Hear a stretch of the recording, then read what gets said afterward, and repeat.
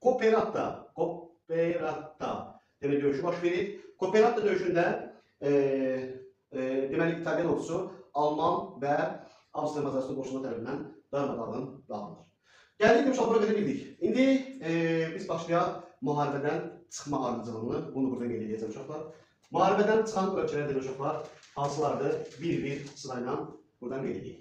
Demək, birinci müharibəsində demək çıxan ölkələr hansılardır? Buradan qeyd demək, ilk çıxan ölkəmiz demiş olur Rusiya. Rusiya 1918 3 Mart Brest-Litovsk müqaviləsi ilə rəsmi olaraq Birinci Dünya müharibəsində şu an deməli çıxış olur. Yəni Birinci Dünya müharibəsində çıxan ölkə kimdir? Biz dedik, ilk çıxan ölkə Rusiya olur. Sonra 1918-ci il gəlmiş oldu Rumeniyaya gəldik. Rumeniya 1918-ci il may ayında rəsmi olaraq çıxış olur. Bir dənə bunu vurğulayım ki, uşaqlar. Deməli, Rusiya və Rumeniya separat sülhündən müharibədən çıxırlar. Biri var təslim aktı, biri var separat sülhü. Separat sülhündən rəsmi olaraq müharibədən çıxış olur. Davam edirik. 1918-ci il 30 oktyabr Mudros müqaviləsi ilə hansı ölkə çıxır müharibədən deyirik? Osmanlı müharibədən çıxmış olur. Davam edirik. 1918-ci il deməli, burada əslində yerdən dəqiq yazdıq. Bunu burada silək. Sırayla gedək.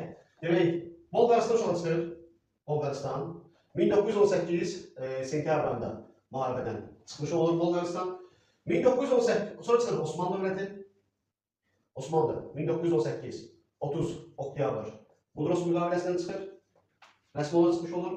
Gəldiyi ondan sonra Avstriya, Macaristan 1918 demək 3 noyabr müharibədən çıxır və gəldik sonuncu və müharibədən məğlub çıxan ölkə Almaniya 1918 11 noyabr müharibədən məğlub çıxır və bundan da biz deyirik ki, deməli, Almaniya 4-də ittifaqı birinci müharibəsində məğlub olur, Antanta qələbə qazanmış olur.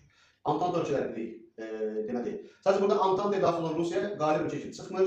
Niyə? Rusiya müharibədən çıxır və bu da onun qalib olmamasına, məğlub olmasına səbəb olur. Yəni Antantanın İngiltərə, Fransanın, Amerikanın qələbəsini bitir.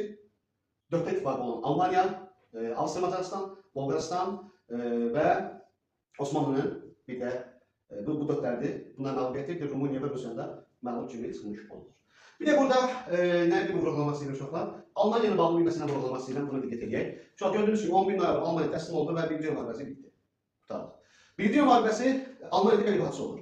2 gün əvvəl, yəni 1918 noyabr ayının 9-unda Almaniyada inqilab baş verir, monarxiya devrilir və Almaniya respublika olur. 9 noyabr. 1918 9 noyabr Azərbaycan Xalq Cümhuriyyəti, yəni bizim dövlətimiz, Azərbaycan Xalq Cümhuriyyətində isə üstənşi bayrağımız dövlət bayrağı kimi qəbul olunur. Demək, 1918 Almaniya inqilab baş verir vaxtda bizdə üstənşi bayraq qəbul olunmuşdur. Bir də biraz bundan əvvəl dərsin içində bizə vurğulamışdım. İndi buna diqqət edək. Birinci Dünya müharibəsi dövründə istifadə olmuş inisiallar hansılar uşaqlar? Birinci Dünya müharibəsi istifadə olmuş silahlar uşaqlar. Sualtı qayıqlar. Deməli, xlor qazından, şu an demək xlor qazından istifadə olunur, qazından. Bəs xlor qazından harada istifadə olunmuşdur? Xlor qazından şu an deməli Belçikada cəbhəsində istifadə olunmuşdur. Bir də şu an deməli gəlib təbii istifadə olunmuşdur, tankdan istifadə olunmuşdur. Birinci Dünya müharibəsi dövründə olaraq istifadə olunmuş yeni silahlar bundan ibarət. Birinci Dünya müharibəsi bəs ən çox qazanan, ən çox qalib olan, belə deyək ki, kimdir? Təbii uşaqlar Amerikadır. Amerika dediyimiz kimi müharibəsi orada qoşulur, ərazisində müharibə getmir və bu da təbii ki, onun dünya müharibəsindən sonra qalib kimi məğlub ölkələrə diktə elətdirir və istədiyi hər bir şeyi elətdirmiş olur.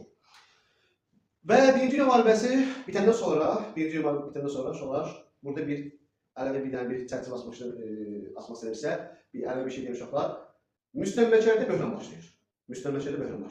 Ümumiyyətlə uşaqlar demək nəyə vurğulamasını burada demək sizə, müstəmləkə işğalları nə vaxt başlayır? Müstəmləkə işğalları uşaqlar bilirik, bilmirik, yalnız saxlayaq buna. 1. Müstəmləkə işğalları demək belə başlayır. 1. Böyük coğrafi kəşflər dövrünə başlayır. Müstəmləkə işğalları başladı, qeyd içində vaxt, böyük coğrafi kəşflər dövrünə. 2. Müstəmləkələr böhrana başladı. Böhran yarandı. Hansı nə vaxt başladı? Birinci Dünya müharibəsi bitdikdən sonra. Birinci Dünya müharibəsi bitdikdən sonra artıq rəsmi olaraq müstəmləkələrdə böhran başlayır. Bəs müstəmləkə sisteminin dağılması nə vaxt oldu? İkinci Dünya müharibəsi bitdikdən sonra. İkinci Dünya müharibəsi bitəndən sonra, İkinci Dünya müharibəsi, onu inşallah burada izah edəcəm onu. Bugünkü ilk dərsimiz Birinci Dünya müharibəsi idi. İkinci Dünya müharibəsindən sonra isə müstəmləkələrin artıq sistemi artıq dağılmağa başlayır. Bir, coğrafi kəşflər dövründə müstəmləkə işğalları başladı. 2, Birinci Dünya müharibəsindən sonra müstəmləkələrdə böhran başladı. 3, İkinci Dünya müharibəsindən sonra isə müstəmləkə sistemlərinin dağılması başladı. Birinci işğallar başlayır, böhran, sonra dağılır. Bu qədər. Sonra Birinci Dünya müharibəsi bunun ibarət uşaqlar. İnşallah faydalı olub düşünürəm. İnşallah açıqlığın bir hissə yoxdur. Geniş bir mövzu təbii ki. Yəni, deyək ki, həm də ki, istifadə olunur. İnşallah dinləyin, faydalı olsun. Növbəti dərsimiz böyük ehtimalla Rusiya olacaq uşaqlar. Rusiyaya yer verəcəyəm. Amma Rusiyanın böyük ehtimalla inşallah, yəqin ki, 2 yer bölürəm. Rusiya, hansı Rusiya uşaqlar? 19-20-ci əsr Rusiyadan söhbət edirəm. Çar, 1-ci Aleksandr, 1-ci Nikolay, 2-ci Aleksandr, 3-cü Aleksandr və sonuncu 2-ci Nikolay. Növbəti dərsimiz inşallah Rusiya olacaq. Şagirdlərindən bəziləri bununla bağlı ki, mən Rusiya mövzusunu paylaş. İnşallah Rusiyanı 2 yer bölərəm yəqin ki. Bundan sonra şular demək kim hansı dərslər istəyir, nə ilə bağlı paylaşmaq istəyirsə, rəy bölməsinə qeyd edə bilərsiniz. Sağ olun, növbəti dərslərdə görüşəcək.